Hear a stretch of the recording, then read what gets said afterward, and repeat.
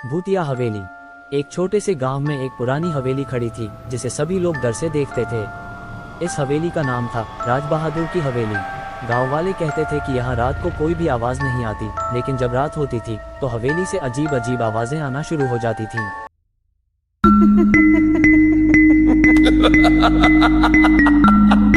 एक दिन गांव का एक युवक नामक राजू ने तय किया कि वह रात को हवेली में घूमने का प्रयास करेगा। लोग उसे डरा देने की कोशिश करने लगे, लेकिन राजू ने कहा, मुझे नहीं मानना कि हवेली भूतिया है।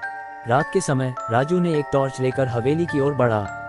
हवेली के दरवाजे एक अजीब सी आवाज के साथ खुल गए और राजू ने अंदर कदम रखा। हवेली के अंदर कुछ हवा चल रही थी और राजू को एक अजीब सी ठंडक महसूस हो रही थी। वह धीरे धीरे आगे बढ़ता गया और एक पुरानी मेज के पास पहुंचा। तभी वह एक पुराने पियानो की आवाज सुना, लेकिन कोई नहीं था। सिर्फ एक रोशनी से भरी कमरा था जिसमें एक पुराना पियानो खड़ा था। राजू ने हैरानी से देखा कि पियानो खुद ब खुद बज रहा था, जैसे कि कोई अत्यंत कला के साथ खेल रहा हो। राजू की सांसें रुक गईं और उसने खुद को समझाया कि इसमें कोई भूत प्रेत नहीं है, बल्कि यहाँ पर कोई अद्वितीय कला का कारण था। पियानो बजाने वाला अदृश्य संगीतकार था जो अपनी सौंदर्यपूर्ण संगीत से अपनी आत्मा को व्यक्त कर रहा था। राजू ने अपनी बातें गांव वालों को सुनाई और उन्होंने यह बात सारे गांव में फैला दी कि हवेली नहीं भूतिया बल्कि सुंदरता और कला से भरी हुई है।